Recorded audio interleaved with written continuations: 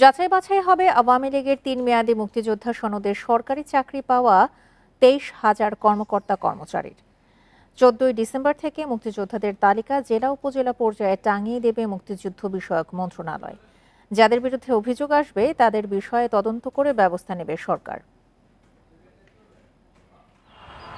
আওয়ামী লীগের টানা ১৫ বছরের শাসনামলে মুক্তিযুদ্ধের চেতনার কথা বললেও প্রকৃত মুক্তিযোদ্ধাদের তালিকা করা হয়নি, এমনকি শহীদদের প্রকৃত তালিকা হয়নি বলছেন ইতিহাসবিদরা।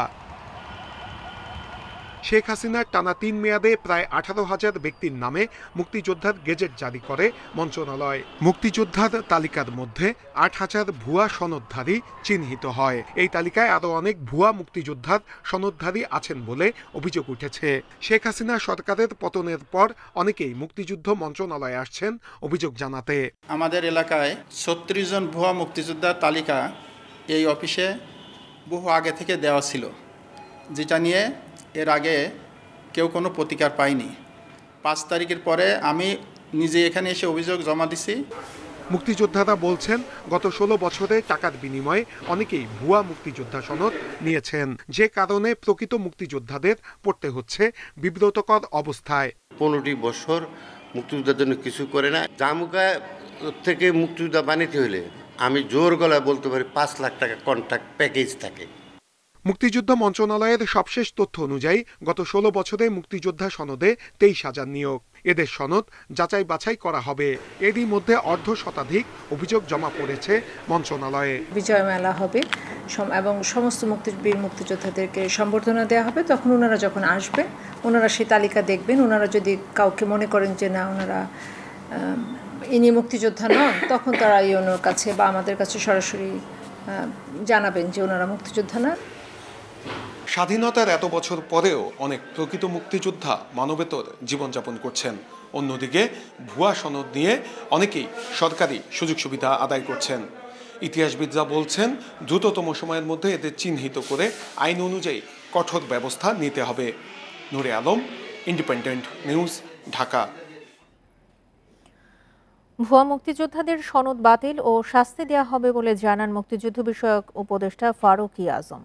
বলেন, ভুয়া মুক্তিযোদ্ধারা স্বেচ্ছায় তালিকা থেকে সরে গেলে সাধারণ ক্ষমা পাবে। মন্ত্রণালয়ের সংবাদ সম্মেলনে তিনি আরও জানান, তালিকায় ৫৬০ জন শহীদ বুদ্ধিজীবী রয়েছে, এই সংখ্যা আর বাড়বে না।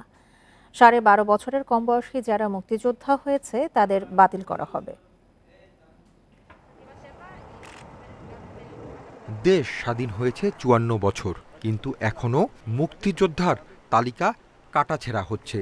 ভুয়া মুক্তিযোদ্ধাদের খুঁজে বের করা হচ্ছে। মুক্তিযোদ্ধার সংজ্ঞাও পরিবর্তন করছে অন্তর্বর্তী সরকার। মহান বিজয় দিবস উপলক্ষে রাষ্ট্রপতির সংবর্ধনা অনুষ্ঠানে আমন্ত্রণ পেয়েছেন বিএনপি চেয়ারপারসন বেগম খালেদা জিয়া ও ভারপ্রাপ্ত চেয়ারম্যান তারেক রহমান। বুধবার সন্ধ্যায় গুলশানে চেয়ারপারসনের কার্যালয়ে আমন্ত্রণপত্র দেওয়া হয়। রাষ্ট্রপতির পক্ষ থেকে চিঠি নিয়ে যান তার সামরিক সচিব মেজর জেনারেল মোহাম্মদ আদিল চৌধুরী। বেগম খালেদা জিয়া ও তারেক রহমানের পক্ষে দাওয়াতপত্র গ্রহণ করেন বিএনপির স্থায়ী কমিটির সদস্য ডাক্তার AZM জাহিদ হোসেন। এর আগে সশস্ত্র বাহিনী দিবস উপলক্ষে সেনাকুঞ্জের অনুষ্ঠানে বিএনপি চেয়ারপারসন ও ভারপ্রাপ্ত চেয়ারম্যান সহ ২৬ নেতাকে আমন্ত্রণ জানানো হয়েছিল। এর প্রেক্ষিতে ১ যুগ পর সশস্ত্র বাহিনী দিবসের অনুষ্ঠানে যোগ দেন বেগম জিয়া।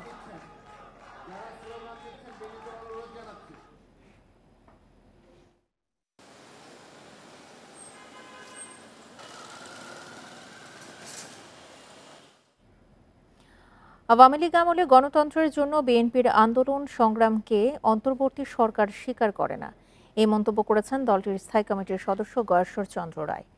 তার অভিযোগ, বৈষম্য বিরোধী স্লোগানের আড়ালে উল্টো বৈষম্য তৈরি করা হচ্ছে। বুধবার বিকেলে রাজধানীর ডিপ্লোমা ইঞ্জিনিয়ার্স ইনস্টিটিউটে কৃষক দলের আলোচনা সভায় তিনি এসব কথা বলেন। বিএনপির আন্দোলন চলমান রয়েছে উল্লেখ করে গয়েশ্বর চন্দ্র আরও বলেন, গণতন্ত্রের প্রয়োজনে লড়াইয়ের গতি বাড়বে। সংস্কারের নামে নির্বাচন নিয়ে কালক্ষেপণ করলে দেশি বিদেশি ষড়যন্ত্র আরও বৃদ্ধি পাবে। এই বিএনপি নেতা উল্লেখ করেন, স্বৈরাচারের বিরুদ্ধে আন্দোলন সফল করেছে দেশের খেটে খাওয়া সাধারণ মানুষ।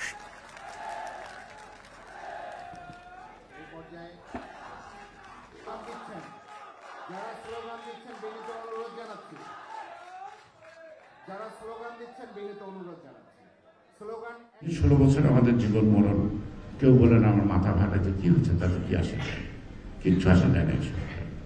এবং এই বৈষম্য বিরোধী আন্দোলনের আড়ালে সমাজের মধ্যে সংগ্রামী আন্দোলনের মধ্যে আরেকটা বৈষম্য সৃষ্টি করা হচ্ছে। ভুয়া মুক্তিযোদ্ধাদের সনদ বাতিল ও শাস্তি দেওয়া হবে বলে জানান মুক্তিযুদ্ধ বিষয়ক উপদেষ্টা ফারুক আজম। বলেন, ভুয়া মুক্তিযোদ্ধারা স্বেচ্ছায় তালিকা থেকে সরে গেলে সাধারণ ক্ষমা পাবে।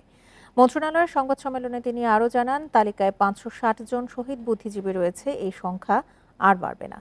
12.5 বছরের কম বয়সী যারা মুক্তিযোদ্ধা হয়েছে তাদের বাতিল করা হবে।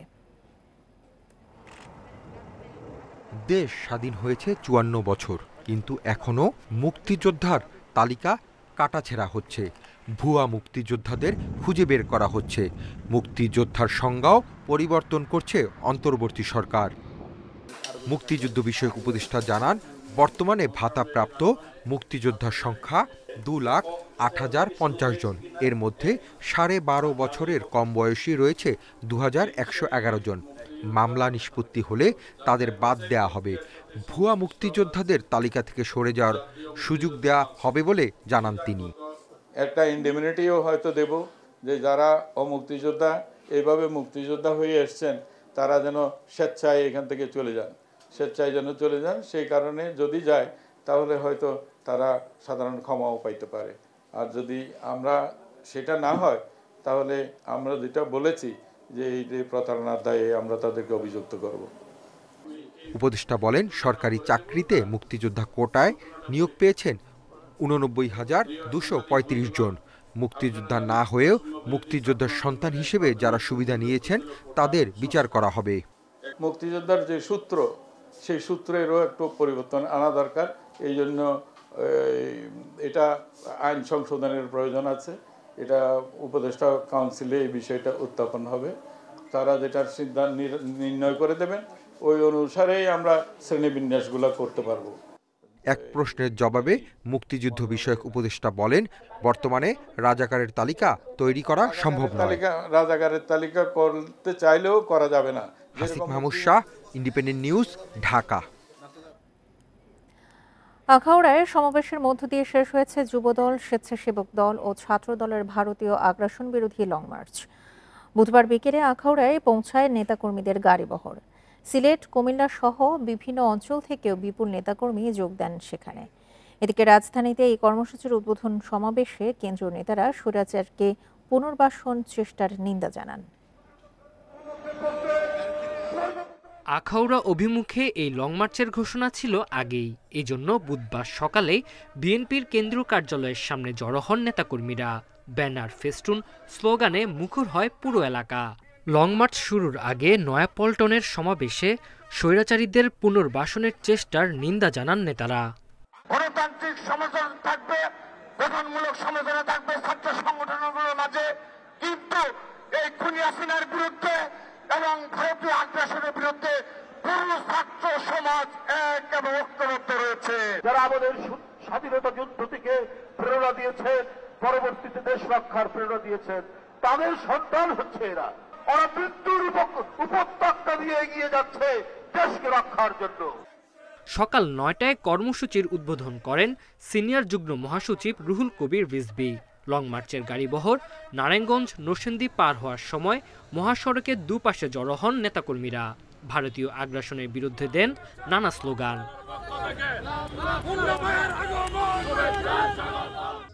বিকাল 4টায় আখাউড়া স্থল বন্দরে পৌঁছায় লং মার্চ। ব্রাহ্মণবাড়িয়া ছাড়াও বিভিন্ন অঞ্চল থেকে নেতাকর্মীরা জড়ো হন বন্দরের ট্রাক ইয়ার্ড মাঠে। সেখানেও একটি সমাবেশ করে বিএনপি। আমরা সুস্পষ্টভাবে বলতে চাই, বাংলাদেশের বাইরে আমাদের কোনো প্রভু নেই। আমরা বন্ধু রাষ্ট্র হিসাবে রাষ্ট্রকে প্রতিবেশীকে চিন্তা করি। বিএনপির এই কর্মসূচি ঘিরে আখাউড়া স্থল বন্দরের নিরাপত্তা জোরদার করে প্রশাসন। Tanzil Hasnat, independent news. দেশের বিরুদ্ধে কেউ ষড়যন্ত্রের চেষ্টা করলে কঠোরভাবে প্রতিরোধের হুঁশিয়ারি দিয়েছেন অবসরপ্রাপ্ত পুলিশ সদস্যরা। তারা বলছেন, ভারত উস্কানিমূলক প্রচারের মাধ্যমে দেশে অস্থিতিশীল পরিস্থিতি তৈরির চেষ্টা চালাচ্ছে। জনগণকে সাথে নিয়ে এসব মোকাবেলা করা হবে। বুধবার সকালে রাজধানীতে রাজারবাগ পুলিশ লাইন্সের সামনে একটি বিক্ষোভ মিছিল করে অবসরপ্রাপ্ত পুলিশ অফিসার্স কল্যাণ সমিতি।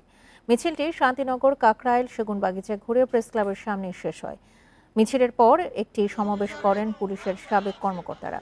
বলেন, ধর্মকে ব্যবহার করে ভারত নানাভাবে উস্কানি দিচ্ছে, এসব ষড়যন্ত্র আর কাজে আসবে না।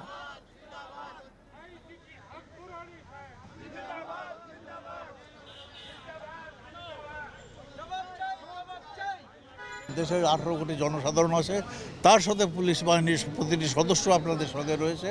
আমরা যে কোনো প্রয়োজনে আমরা এবং এরপরে পরে আমাদের আবার উত্তরসূরি যারা আসবে সবাই এই দেশের জন্য শেষ রক্তবন্ধু দিয়ে হলেও স্বাধীনতা রক্ষার্থে যা কিছু প্রয়োজন হয় আমরা করব। সংবিধানে বিচার বিভাগ নিয়ে সংস্কারের বিষয়ে সংস্কার কমিশনের কাছে মতামত দিয়েছেন প্রধান বিচারপতি ডক্টর সৈয়দ রেফাত আহমেদ। বুধবার বিকেলে সুপ্রিম কোর্টে তার সঙ্গে দেখা করেন সংবিধান সংস্কার কমিশনের সদস্যরা। এ সময় ন্যায় বিচার নিশ্চিতে নিজের বিভিন্ন পদক্ষেপের কথাও সংস্কার কমিশনকে জানান প্রধান বিচারপতি।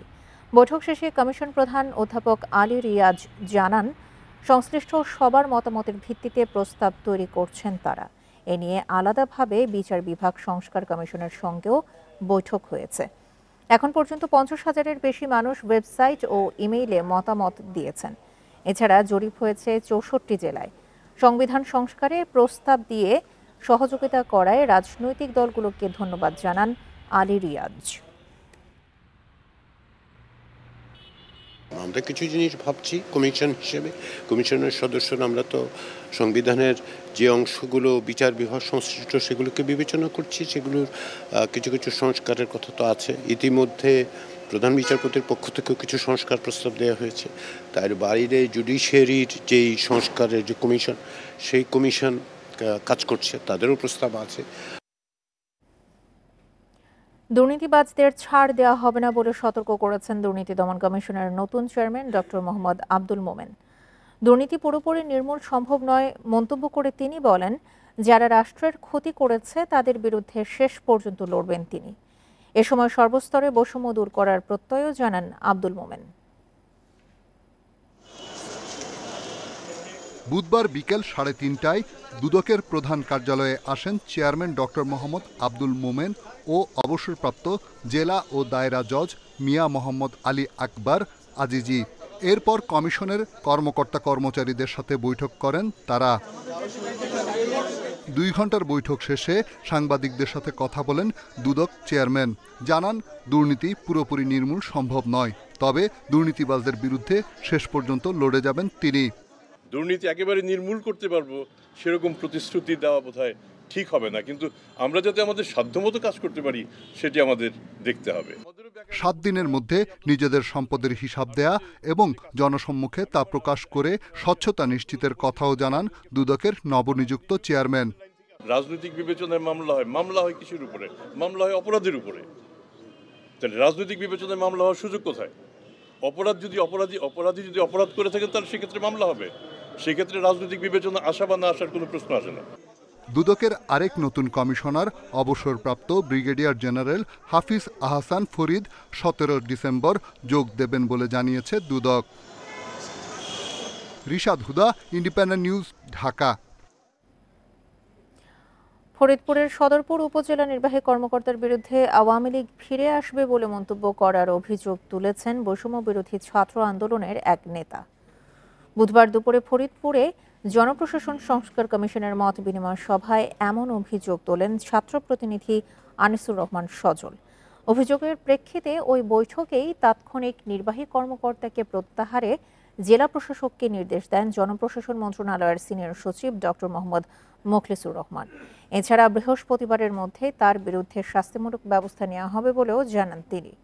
এ বিষয়ে জেলা প্রশাসক কামরুল হাসান মোল্লার ফোনে যোগাযোগ করলে তাকে পাওয়া যায়নি। তবে এমন কোনো মন্তব্য করার কথা অস্বীকার করেছেন ইউএনও আল মামুন।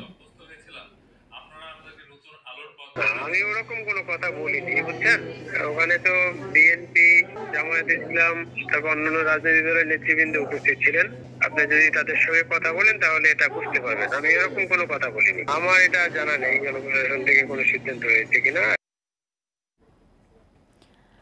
মানিকগঞ্জের চরকাটারি ইউনিয়ন পরিষদে 800 ভুয়া জন্ম নিবন্ধন সনদ করার অভিযোগ উঠেছে চেয়ারম্যান, সাবেক প্রশাসনিক কর্মকর্তা ও উদ্যোক্তার বিরুদ্ধে। বিষয়টি জানার পর সরকারি জন্ম নিবন্ধন সার্ভার বন্ধ রেখে তদন্তে নেমেছে প্রশাসন। এতে জন্ম নিবন্ধন করতে এসে ভোগান্তিতে পড়েছেন ওই ইউনিয়নের বাসিন্দারা। সম্প্রতি যমুনা নদীর ভাঙনে মানিকগঞ্জের দৌলতপুর উপজেলার চরকাটারি ইউনিয়ন পরিষদ কার্যালয় বিলীন হয়ে যায়। পরে চেয়ারম্যান আয়ুব আলীর নিজ বাড়ির নাগপুর উপজেলার ফয়েজপুর গ্রামে দাপ্তরিক কার্যক্রম শুরু করেন। সেখানে বসে ভুয়া জন্ম সনদ করার অভিযোগ উঠেছে পরিষদের চেয়ারম্যান ও সাবেক প্রশাসনিক কর্মকর্তা ও উদ্যোক্তার বিরুদ্ধে। সিরাজগঞ্জ, টাঙ্গাইল, পাবনা 4 ডিস্ট্রিক্টের লোক হইতে পারে, অথবা বাইরের লোক হইতে পারে, 2-1 রোহিঙ্গা হইতেই পারে, 2-1 কয় যাবেন। এটা জন্ম নিবন্ধন করছে, এটা ভুয়া, এই হিসাবে আমাদের সমস্যা হচ্ছে, জন্ম নিবন্ধন করতে পারছি না। চেয়ারম্যান আয়ুব আলী ও সাবেক প্রশাসনিক কর্মকর্তা আলমগীর হোসেনের ব্যক্তিগত আইডি ব্যবহার করে 2023 সালের ডিসেম্বর থেকে 2024 সালের অক্টোবর পর্যন্ত 795টি ভুয়া জন্ম নিবন্ধন সনদ বের করেছেন পরিষদের উদ্যোক্তা জলিল মণ্ডল। ভিন্ন এলাকার কয়েকটা আছে, তো পরে আগের যে প্রশাসনিক কর্মকর্তা ওনাকে বললাম যে এইগুলার ফাইলগুলো আমাকে একটু দেখান, কিভাবে করলেন আপনি। তো পরে তখন আর কি বিষয়টা উদ্ঘাটন হয়েছে। এই বিষয়ে অভিযুক্ত উদ্যোক্তার বক্তব্য পাওয়া না গেলেও জালিয়াতির বিষয়টি স্বীকার করেছেন সাবেক প্রশাসনিক কর্মকর্তা ও চেয়ারম্যান। সপ্তাহে 2 দিন যাইতাম, পরবর্তীতে একটা পাসওয়ার্ড জলিল উদ্যোক্তার ওনার কাছে দিয়ে দেওয়া হয়েছিল, উনি ওটিপি নিয়ে কাজ করছে। কাজগুলো করছে আমার পাসওয়ার্ড আইডি ব্যবহার করে, সেও স্বীকারোক্তিমূলক জবানবন্দি দেশে স্ট্যাম্প করে দিয়েছে। আমাদের অনলাইনে এদেরকে এই নিবন্ধন নাম্বারই পড়ছে, কিন্তু এদের কোনো হার্ড কপি আমাদের কাছে প্লেস করেনি। এই ধরনের জালিয়াতি ফৌজদারি অপরাধ জানিয়ে জড়িতদের বিরুদ্ধে ব্যবস্থা নেওয়ার কথা বলছে প্রশাসন। অন্যায়ভাবে এসে যেই বাংলাদেশের অন্য কোনো জেলা থেকে এসে যদি ওইখানে রেজিস্ট্রেশন হয় বা অন্য কোনো দেশ থেকে এসে হয়, সেইগুলো সরকার তাদের বিরুদ্ধে ব্যবস্থা নেবে। চরকাটারি ইউনিয়নের জনসংখ্যা প্রায় 14,000। Independent news. রাজশাহী সিটি কর্পোরেশনের 1.5 কোটি টাকা ব্যয়ে নির্মিত ফুটওভার ব্রিজগুলো খুব একটা কাজে আসছে না। নগরবাসীর অভিযোগ, ওভারব্রিজের সিঁড়িগুলো উঁচু এবং ঠিক জায়গায় এগুলো নির্মাণ করা হয়নি। নগর পরিকল্পনাবিদরা বলছেন, ওভারব্রিজের প্রয়োজন আছে কিনা তা যাচাই না করেই বসানো হয়েছে, যার কারণে এগুলো তেমন কাজে লাগছে না। রাজশাহী সিটি কর্পোরেশন যানজট কোলাহলমুক্ত নগরী হিসেবে দেশ জুড়ে পরিচিত। 2018 সালে সিটির অবকাঠামো উন্নয়নের জন্য বরাদ্দ দেওয়া হয় 3,000 কোটি টাকা। এর মধ্যে 2023 সালের এপ্রিলে 50 কোটি 72 লাখ টাকা ব্যয়ে 10টি ফুটওভার ব্রিজ নির্মাণের সিদ্ধান্ত নেয় সিটি কর্পোরেশন। পথচারীদের নিরাপত্তা, সড়ক দুর্ঘটনা এড়ানো সহ সড়কে গতি ফেরাতে এমন প্রকল্প নিলেও তা খুব একটা কাজে আসছে না নগরবাসীর। পথচারীরা বলছেন, ফুটওভার ব্রিজের সিঁড়িগুলো উঁচু, এগুলোতে উঠতে সময় লাগে। এজন্য ফুটওভার ব্রিজের চেয়ে নিচ দিয়ে রাস্তা পারাপার হওয়াটাই সহজ। যারা উঠছে তারা 10 মিনিট, 15 মিনিট, 20 মিনিট, আধা ঘন্টা ধরে ওখানে গল্পযোগ করছে, ছবি তুলছে, এই করছে সেই করছে, কিন্তু আপ ডাউন করে না। সঠিক জায়গায় হয় নাই, সেজন্য সবাই নিচ দিয়ে পারাপার হচ্ছে। ওই পাশে একটা লেন আছে, এটাতে পার হলে ওপার চলে যাচ্ছি, তো এজন্য কষ্ট করে আর উপরে উঠছি না। নগর পরিকল্পনাবিদরা বলছেন, রিকশার নগরীতে ফুটওভার ব্রিজের প্রয়োজন ছিল কিনা সে বিষয়ে কোনো সমীক্ষা করা হয়নি। ব্যয়বহুল প্রকল্পের প্রস্তাবনাতেও ছিল ভুল। যত্রতত্র ফুট ওভারব্রিজ দেওয়া, এটা আসলে ইকোনমিক্যালি ওটা ভায়াবল না, ফিজিবল না, এবং মানুষেরও যে বিহেভিয়ার, এই বিহেভিয়ার কারণে মানুষের উঁচু জায়গায় এটা যেতে চায় না। তাদের এক্সপেকটেশন কি, এটাও চিন্তা করতে হবে। ফুটওভার ব্রিজগুলো ব্যবহার উপযোগী করে তুলতে প্রয়োজনীয় পদক্ষেপ নিয়ে কাজ করছে সিটি কর্পোরেশন কর্তৃপক্ষ। আলোচনা হচ্ছে ট্রাফিক বিভাগের সাথে। মানুষ সাধারণত ফ্লাইওভারে উঠতে চায় না, ঢাকা অন্যান্য মহানগরে উঠতে চায় না। যদি সে সুযোগ পায় ক্রস রোড করে দিতে, সেটা করা যায়, কিন্তু এখানে কর্মসংস্থান, শিল্প, ব্যবসা প্রতিষ্ঠান খুব একটা বেশি নেই। এখন যেমন কমিউনিকেশন সুবিধাগুলো যখন বাড়বে, তখন কিন্তু এইখানে নগরবাসীর সংখ্যা বাড়বে। 10টি ফুটওভার ব্রিজের মধ্যে 6টি চলতি বছরের সেপ্টেম্বরে জনসাধারণের জন্য খুলে দেওয়া হয়েছে। 3টি নির্মাণ কাজ চলছে, একটি ওভারব্রিজের স্থান এখনও নির্ধারণ করা হয়নি। Mostafizur Rahman, independent news, Rajshahi. শ্রমিক অসন্তোষের জেরে আশুলিয়ায় 12টি কারখানায় সাধারণ ছুটি ঘোষণা করা হয়েছে। বছরে 15% বেতন বৃদ্ধির দাবিতে বুধবার আশুলিয়ার নরসিংহপুর সহ আশপাশের এলাকায় কারখানায় প্রবেশ করে কর্মবিরতির ডাক দেন শ্রমিকরা। এদিকে শ্রম উপদেষ্টা অবসরপ্রাপ্ত ব্রিগেডিয়ার জেনারেল সাখাওয়াত হোসেন বলেন, পতিত সরকারের লোকজন কিছু রাষ্ট্রের মদদে পোশাক খাতে অস্থিরতা সৃষ্টি করছে। সরকার ঘোষিত বাৎসরিক ইনক্রিমেন্ট 4% বৃদ্ধির ঘোষণা প্রত্যাখ্যান করে 15% বৃদ্ধির দাবিতে আন্দোলন করছেন আশুলিয়ার বিভিন্ন পোশাক কারখানার শ্রমিকরা। অব্যাহত শ্রমিক আন্দোলন ও কর্মবিরতির মুখে আশুলিয়ার কারখানাগুলোতে একদিনের সাধারণ ছুটি ঘোষণা করা হয়। শিল্প পুলিশ বলছে, শ্রমিকরা কোনো বিশৃঙ্খলা সৃষ্টি করছে না, তবে বর্ধিত বেতনে সন্তুষ্ট না হওয়ায় তারা কাজ বন্ধ রেখেছে। এদিকে আগারগাঁওয়ে এক অনুষ্ঠানে শ্রম উপদেষ্টা বলেন, পতিত সরকারের লোকজন পোশাক খাতে অস্থিরতা সৃষ্টি করে চলেছে। আরএনজি সেক্টরে, কারণ এটা একটা ঈর্ষণীয় ছিল। এখন এটা যেহেতু একটা সরকার পতিত হয়েছে, তারাও এর সাথে জড়িত হয়ে, তাদের বন্ধু রাষ্ট্রের সাথে জড়িত হয়ে কিছু সমস্যা তৈরি করছে। দেশের পোশাক খাতকে টার্গেট করে করা ষড়যন্ত্রে শ্রমিকরা না বুঝেই জড়িয়ে যাচ্ছে বলে মন্তব্য উপদেষ্টার। কিছু সমস্যা আমাদের ওয়ার্কাররা না বুঝে না শুনে করছে। কোনো জিনিসটি কোনো একটা এগ্রিমেন্ট হলে তার কিছুক্ষণ পরে বলে না, এটা মানি না। এই কয়েকদিন আগে রিজলভ করলাম 9% অ্যাডভান্স দিয়ে, না 9% ইনক্রিমেন্ট দিয়ে রাজি হলো। আজকে শুনলাম যে না, 9% হবে না, 15% হতে হবে। স্বৈরাচারী হাসিনা সরকারের লোকজনের 5 আগস্ট পরবর্তী অপতৎপরতা রুখতে দেশের প্রতিটি নাগরিককে এগিয়ে আসতে হবে বলে তাগিদ দেন নৌ পরিবহন উপদেষ্টা। রেজওয়ানুল হক, ইন্ডিপেন্ডেন্ট নিউজ, ঢাকা। এলডিসি উত্তরণের পরও রপ্তানি প্রবৃদ্ধি অব্যাহত রাখতে উচ্চমূল্যের বৈচিত্র্যময় পোশাক উৎপাদনে জোর দিতে হবে। বুধবার রাজধানীর বসুন্ধরা কনভেনশন সিটিতে পোশাক শিল্পের এক প্রদর্শনী উদ্বোধন করে রপ্তানি উন্নয়ন ব্যুরোর ভাইস চেয়ারম্যান এসব কথা বলেন। এজন্য কাঁচামাল উৎপাদনে সরকারি নীতি সহায়তা দাবি করেন স্থানীয় উদ্যোক্তারা। জুলাই আগস্ট বিপ্লব ও পরবর্তীতে শ্রমিক অসন্তোষে দেশের শিল্পাঞ্চলে অস্থিরতা বাড়ে।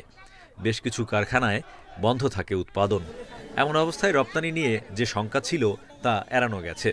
চলতি অর্থবছরের জুলাই নভেম্বর সময়ে পোশাক খাতে রপ্তানি প্রবৃদ্ধি হয়েছে 11% বেশি। গত 12 বছর পোশাক শিল্পে নিরাপদ কর্মপরিবেশ, শ্রম অধিকার নিশ্চিতে অগ্রগতি হয়েছে। পরিবেশ বান্ধব লিড সনদপ্রাপ্ত কারখানাও এখন 2 শতাধিক। 2030 সাল নাগাদ পোশাক রপ্তানিতে $100 বিলিয়ন আয়ের লক্ষ্য আছে। ইপিবি বলছে, লক্ষ্য পূরণে উচ্চ মূল্যের পোশাক তৈরিতে জোর দিতে হবে। নানা সমস্যার পরও পোশাক রপ্তানিতে সক্ষমতা ধরে রেখেছে বাংলাদেশ। তবে কয়েক বছর রপ্তানি আয় দ্বিগুণ করতে নন কটন পোশাকের বিকল্প নেই। এলডিসি উত্তরণে শুল্ক সুবিধা থাকবে না। মালিক শ্রমিক উদ্যোক্তার সমন্বিত উদ্যোগ চ্যালেঞ্জ মোকাবেলাকে সহজ করতে পারে। পোশাক শিল্পের সুতা, কাপড় ও অ্যাক্সেসরিজ প্রদর্শনীতে অংশ নিয়েছে 150-র বেশি প্রতিষ্ঠান। স্থানীয় উদ্যোক্তারা বলছেন, বিশ্ববাজার ধরে রাখতে কাঁচামালের আমদানি নির্ভরতা কমাতে হবে। সরকার ইউটিলিটি যদি আমাদেরকে দিতে পারে, আমাদের উদ্যোক্তা যারা আছে তারা যদি বাংলাদেশে ইনভেস্ট করে র মেটেরিয়ালে, তাহলে আমরা অন্যান্য দেশের সাথে, কম্পিটিটরের সাথে আমরা হলো ভবিষ্যতে এগিয়ে যেতে পারবো। যারা ম্যানুফ্যাকচারার আছে, যারা নতুন এন্টারপ্রেনার আছে, তারা এসে ভ্যারাইটি দেখতে পারে, নতুন ফ্যাশন দেখতে পারে। আমাদের তো R&D নাই, আপনি জানেন আমাদের দেশে যে R&D এভাবে হয় না। Chinese industry huge R&D base. সকাল 11টা থেকে সন্ধ্যা 7টা পর্যন্ত খোলা থাকবে পোশাক শিল্পের 4 দিনের আন্তর্জাতিক প্রদর্শনী। Hari Saha, independent news, Dhaka. বাংলাদেশের জনসংখ্যার 11.9% অপুষ্টির শিকার। বৈশ্বিক ক্ষুধা সূচকে বা গ্লোবাল হাঙ্গার ইন্ডেক্স 2024 থেকে এই তথ্য জানা গেছে। বুধবার সকালে রাজধানীর একটি হোটেলে বৈশ্বিক ক্ষুধা সূচক 2024 প্রতিবেদন উপস্থাপন করা হয়। প্রতিবেদনে উঠে এসেছে, দেশে 5 বছরের কম বয়সী শিশুদের 11% মৃত্যু ঝুঁকিতে এবং 23.6% শারীরিক ও মানসিক বৃদ্ধি বয়সের তুলনায় যথেষ্ট কম। Zero hunger challenges and way forward শীর্ষক অনুষ্ঠানে আন্তর্জাতিক উন্নয়ন সংস্থা, কনসার্ন ওয়ার্ল্ড ওয়াইড ও ওয়েলথ হাঙ্গার হিল যৌথভাবে এই প্রতিবেদন প্রকাশ করে। প্রতিবেদনে বাংলাদেশকে মাঝারি মাত্রার ক্ষুধাপীড়িত দেশের তালিকায় রাখা হয়েছে, যার GHI সূচক 19.4। অনুষ্ঠানে মৎস্য ও প্রাণী সম্পদ উপদেষ্টা ফরিদা আক্তার বলেন, অপরিকল্পিত উন্নয়ন খাদ্য যোগানের সবচেয়ে বড় বাধা। খাদ্য উৎপাদনে জড়িত গ্রামীণ নারীদের যোগান বাড়াতে তাদের সহযোগিতার কথা তুলে ধরেন তিনি। এডুকেশন সার্টিফিকেটে ফার্স্ট ক্লাস পেয়ে গেলে যদি চাকরিতে সুবিধা হয়, সে যদি ফুড ক্লাব আমাদের অপরিকল্পিত উন্নয়ন আমার খাদ্য যোগানের সবচেয়ে বড় বাধা। আমি এখন রাস্তা বানিয়ে দিচ্ছি গাড়ি যাওয়ার জন্য, খুব ভালো, কিন্তু সেই রাস্তাটা আমার পানি আটকে দিচ্ছে, মাছ চাষ করতে পারছি না, জলাবদ্ধতা সৃষ্টি করছে। সব পণ্যের দাম একসাথে কমানো সম্ভব নয় বলে জানিয়েছেন অর্থ উপদেষ্টা ডক্টর সালেউদ্দিন আহমেদ। তবে বাজার নিয়ন্ত্রণে সরকারের নেওয়া পদক্ষেপের প্রভাব পড়ছে বলে দাবি করেছেন। এজন্য দেশে বাজার পরিস্থিতি স্থিতিশীল আছে বলেও জানান তিনি। বুধবার সকালে ক্রয় সংক্রান্ত উপদেষ্টা পরিষদের বৈঠক শেষে তিনি আরও বলেন, জিনিসপত্রের দাম মানুষের ক্রয় ক্ষমতার মধ্যে রাখতে চেষ্টা করছে অন্তর্বর্তী সরকার। এজন্য সময় মতো আমদানি ঠিক রাখতে নিয়মিত ক্রয় সংক্রান্ত কমিটির বৈঠক হচ্ছে, যাতে পণ্যের ঘাটতি না হয়। উপদেষ্টা বলেন, সব জিনিসের দাম একসাথে কমানো সম্ভব হয় না, মানুষকেও এটা মেনে নিতে হবে। আলুর দাম নিয়ে কিছু চ্যালেঞ্জ ছিল, যা কেটে গেছে। ক্রয় সংক্রান্ত বৈঠকে তেল, মসুর ডাল ও LNG কেনার সিদ্ধান্ত হয়। বৈঠকে নতুন বছরের বই কেনা প্রসঙ্গেও সিদ্ধান্তের কথা জানান অর্থ উপদেষ্টা।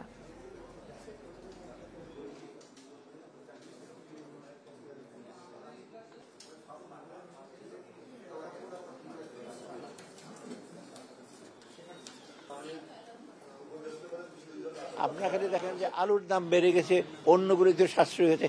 একটা জিনিস একটা মানুষ একটা বাজেটের দিকে দেখেন। আপনি 1000 টাকা নিয়ে যান, কোনোটা একটু বেশি হবে, কোনোটা কম হবে, কোনোটা দামবে কমবে। এখন যদি প্রত্যেকটাতে কমতে হবে, ওই রকম যদি অ্যাটিটিউড নেন, তবে কিন্তু ডিফিকাল্ট। বাজার এমন একটা জিনিস, একটা কমবে একটা বাড়বে। উচ্চ শুল্ক, ডলার সংকট ও ব্যাংকিং খাতে অস্থিরতায় বিদেশি ফল আমদানি কমেছে। এই পরিস্থিতিতে রোজায় চাহিদা বাড়লে সরবরাহে ঘাটতি দেখা দিতে পারে। দাম নিয়ন্ত্রণে রাখতে দ্রুত ব্যবস্থা নেওয়ার তাগিদ দিয়েছেন আমদানিকারকরা। তবে কর্তৃপক্ষ বলছে, রোজার আগে এখনও যথেষ্ট সময় রয়েছে। চট্টগ্রাম বন্দরের তথ্য অনুযায়ী গত অর্থ বছরের তুলনায় বিদেশি ফল আমদানি হয়েছে অর্ধেকেরও কম। আপেল, কমলা, আঙ্গুর ও নাশপাতির কোনোটি আমদানি হয়েছে 10 ভাগ, কোনোটি এসেছে 48%। সামনে রোজা আসছে, তবুও আমদানিকারকদের তোড়জোড় বাড়েনি। ব্যবসায়ীরা বলছেন, গত 2 বছরে ফল আমদানিতে শুল্ক প্রায় দ্বিগুণ হয়েছে। কিছু ফলের দামের চেয়েও শুল্ক বেশি। এছাড়া LC খোলা ও ডলার সংকটও রয়েছে। এক কন্টেনার আপেল মালটার মধ্যে 23 লাখ আপ, যেটা আগে আমরা দিতাম দেখি আপনার 15 লক্ষ, 16 লক্ষ টাকা, 12 লক্ষ টাকা, এটা ডবল হয়ে গেছে। বাংলাদেশ ব্যাংক কর্তৃক একটি সিদ্ধান্ত গ্রহণ করা হচ্ছে, যারা আমদানিকারক আছেন তাদেরকে 3 মাসের ক্রেডিটে আমদানি করার একটি সুযোগ দিয়েছেন। সেই সুযোগটি যদি আমদানিকারকরা গ্রহণ করতে পারেন, তাহলে আমার মনে হয় যে পণ্য আমদানি করা সহজ হবে। তবে ফল নিয়ে এখনই চিন্তার কিছু নেই বলে দাবি কর্তৃপক্ষের। আমদানি শুরু না হলেও যথেষ্ট অনুমতিপত্র দেওয়া হয়েছে। আমদানি অনুমতিপত্র আমাদের যে পরিমাণ দেওয়া আছে, সুতরাং কোনো বিষয়ে আমাদের মানে ব্যতিক্রম হবে না। রমজান মাসে উপলক্ষে অথবা তার আগে সমস্ত ফল যত আমদানি দেওয়া আছে, সে অনুসারে নিয়মিতই সেগুলি আমদানিকারকরা আমদানি করতেছে। সবচেয়ে বেশি ফল আসে ভারত, পাকিস্তান, চীন ও অস্ট্রেলিয়া থেকে। এর বাইরে মধ্যপ্রাচ্যের বিভিন্ন দেশ থেকেও আসে বিপুল পরিমাণ ফল। অনুপম শীল, ইন্ডিপেন্ডেন্ট নিউজ, চট্টগ্রাম। ছাত্র জনতার অভ্যুত্থানের পর জাপানের কোনো কোম্পানি বাংলাদেশ থেকে সরে যায়নি বলে জানিয়েছেন বিদায়ী রাষ্ট্রদূত ইয়োমামা কিমিনোরি। বুধবার দুপুরে রাষ্ট্রীয় অতিথি ভবন যমুনায় প্রধান উপদেষ্টার সঙ্গে সাক্ষাতে একথা জানান তিনি। রাষ্ট্রদূত আশ্বস্ত করেন, অন্তর্বর্তী সরকারের প্রতি জাপানের পূর্ণ সমর্থন থাকবে। বাংলাদেশের সঙ্গে সম্পর্কের ক্ষেত্রে শান্তি ও স্থিতিশীলতা, অর্থনৈতিক সহযোগিতা সহ 3টি ভিত্তি আরও দৃঢ় করা হবে বলেও জানান কিমিনোরি। এছাড়া বর্তমান সরকারের সংস্কার উদ্যোগেও তার দেশের সমর্থন রয়েছে। এ সময় বাংলাদেশের উন্নয়নে অবদানের জন্য জাপানের জনগণকে ধন্যবাদ জানান প্রধান উপদেষ্টা।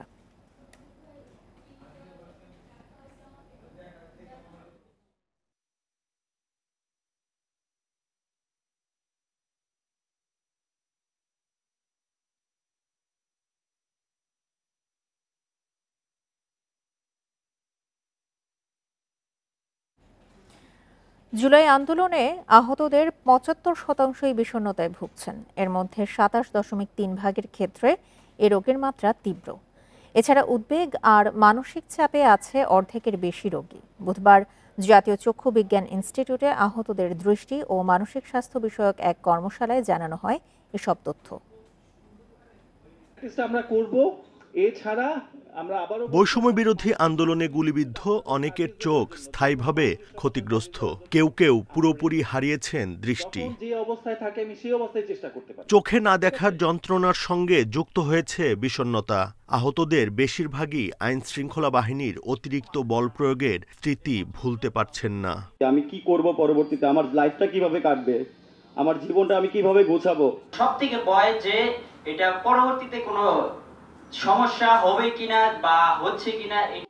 আহতদের উদ্বেগ উৎকণ্ঠা কিভাবে কমানো যায় তা জানাতেই কর্মশালার আয়োজন করে চক্ষুবিজ্ঞান ইনস্টিটিউট, যেখানে বিষণ্ণতা দূর করার নানা পদ্ধতি রোগীদের বুঝিয়ে দেয়া হয়। একজন ডাক্তার করে নেই, আমি যতটুকু জানি স্বৈরাচারের বিরুদ্ধে মাঠে নামতে যে দৃঢ়তা ছিল, মানসিক রোগ থেকে মুক্তির জন্য এমন কিছু প্রয়োজন বলে জানাচ্ছেন বিশেষজ্ঞরা।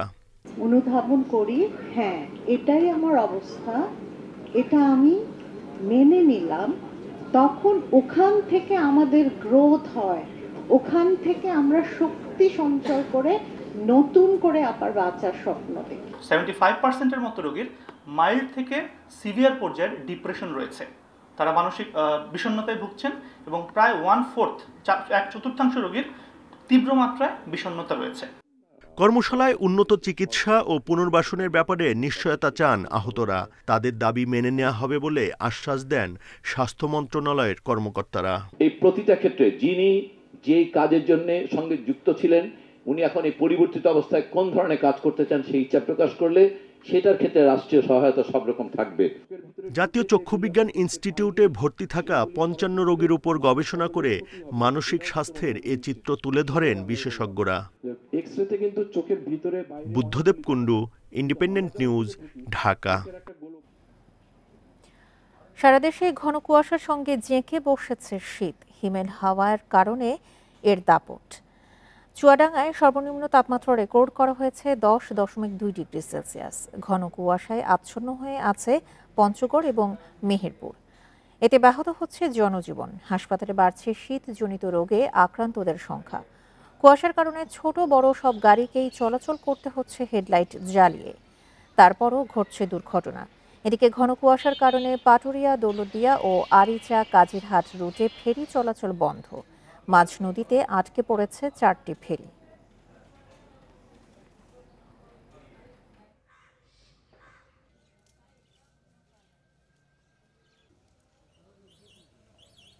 আমাদের দেখা যাচ্ছে যে হয়তো আছে কিছুটা আমরা নিবারণ করছি, তো আপনাদের সবাই সম্মিলিতভাবে যারা গরিব আছে তাদেরকে শীতের পোশাক আশাক দিয়ে একটু স্বাবলম্বী করলে আমার মনে হয় যেটা ভালো হবে। প্রয়োজনের ক্ষেত্রে আমরা বাইরে বাড়াইছি, আর প্রচুর শীতে আমরা কষ্ট পাইছি, এখন কি করব। শীত পরিস্থিতি নিয়ে আরো জানাতে মানিকগঞ্জ ও চুয়াডাঙ্গা থেকে যোগ দিচ্ছেন আমাদের সহকর্মীরা। শুরুতেই যাচ্ছি মানিকগঞ্জে, জানাবেন সহকর্মী মঞ্জুর রহমান। মঞ্জুর, আজকে মানিকগঞ্জের শীত কতটা অনুভূত হচ্ছে, কত ডিগ্রি সেলসিয়াস, আর সেখানে দুর্ভোগ নিয়ে জানাবেন।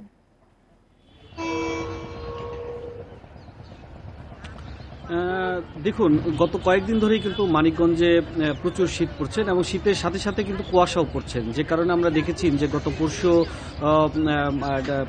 মানে দক্ষিণ পশ্চিমাঞ্চলের সবচেয়ে গুরুত্বপূর্ণ নৌরুট পাটুরিয়া, দৌলতদিয়া এবং আরিচা কাজিরহাট নৌরুটে কিন্তু ফেরি চলাচল বন্ধ হয়ে যায়। এটা দীর্ঘদিন ধরেই আসলে এই কুয়াশার মধ্যে এই প্রাকৃতিক দুর্যোগটা হয়। তো গতকাল সন্ধ্যার পর থেকেই তীব্র কুয়াশা পড়তে থাকে।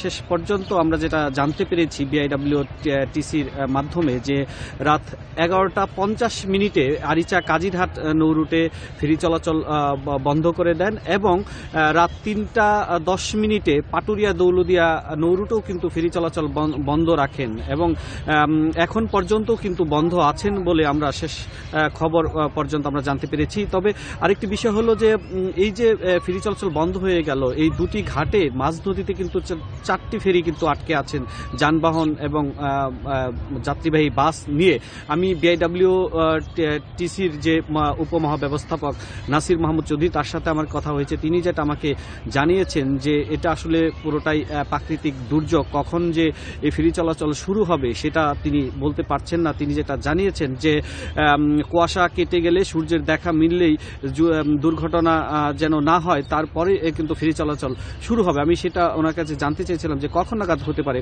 তখন তিনি আমাকে যেটা জানিয়েছেন যে সেটা 10 মিনিটও হতে পারে, আবার 1 ঘন্টাও হতে পারে।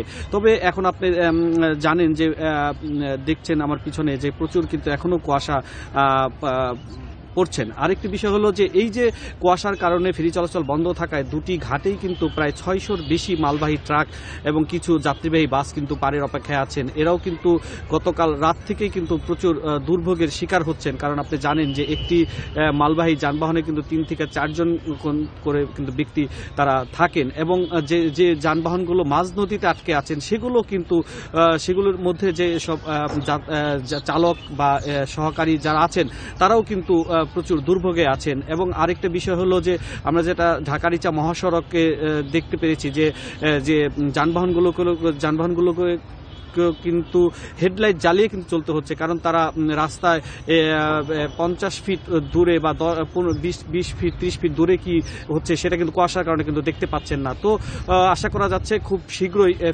ফেরি চলাচল শুরু হবে এবং নির্বিঘ্ন যানবাহন চলাচল চলতে পারবে কুয়াশা কেটে গেলে।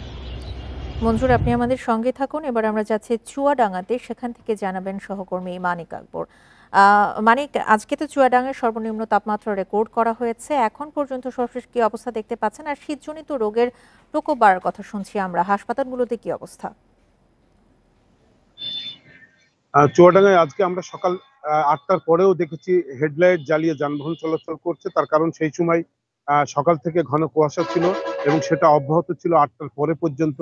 সকাল 9টার দিকে কুয়াশা কিছুটা কেটে গিয়ে সূর্য উঁকি দিলেও প্রচন্ড শীত আছে, তীব্র শীত আছে। তার কারণ হিমেল বাতাস শুরু হয়েছে, যে কারণে শীতের অনুভূতিটা বেশি।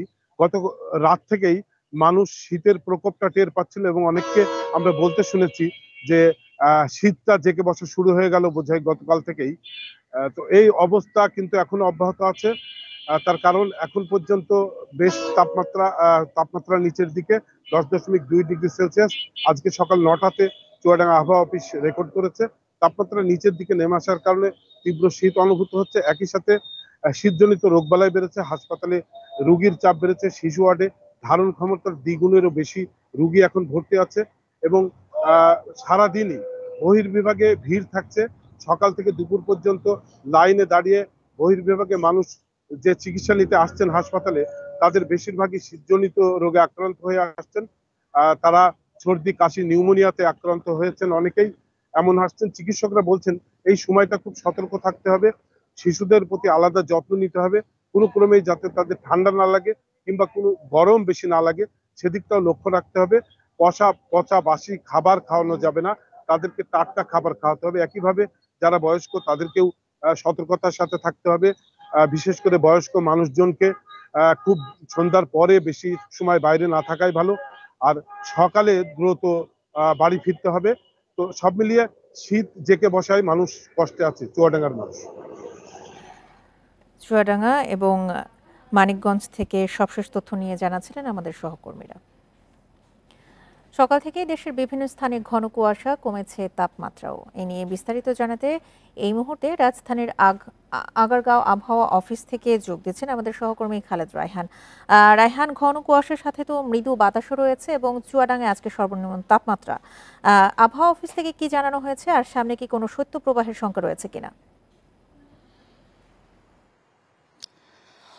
দেখুন, যেই কুয়াশাটি রয়েছে সেটি মোটামুটি বলা যায় যে 12টা থেকে 1টা পর্যন্ত এমনই থাকবে এবং এই পর্যন্ত সূর্যের দেখা কিন্তু মিলবে না, এমনটি বলছে আবহাওয়া অফিস। এবং তার সঙ্গে যদি বলি যে কনকনে যেই শীত সেটিও কিন্তু রয়েছে এবং ঠান্ডা বাতাস সেটিও রয়েছে।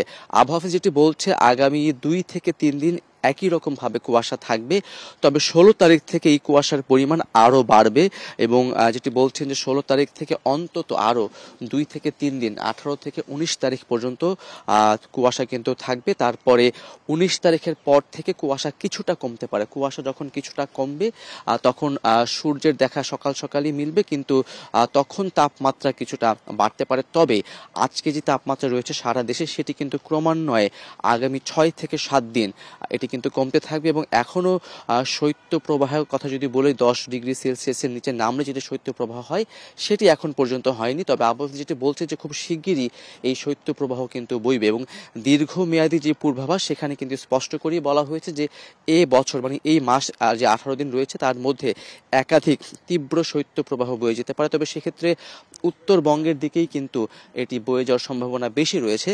আর যেটি আবহাওয়া অফিস বলছে যে ঢাকায় আসলে সেই অনুযায়ী শৈত্যপ্রবাহ আপাতত সম্ভাবনা নেই। তবে যেটি বলছেন যেহেতু আগামী 6 থেকে 7 দিন ভারী কুয়াশা থাকবে, যার ফলে কুয়াশার কারণে কিন্তু সূর্য খুব বেশি উঠতে সময় নেবে, যার ফলে সূর্য দেখা না পাওয়ার কারণে কিন্তু তাপমাত্রা বেশ খানিকটা বলা যায় যে কমই থাকবে এবং শীতের যে তীব্রতা সেটি কিন্তু দিন যত যাবে তত কিন্তু বাড়তে থাকবে। শীত পরিস্থিতির সবশেষ তথ্য নিয়ে আবহাওয়া অফিস থেকে জানাচ্ছিলেন সহকর্মী খালেদ রায়হান।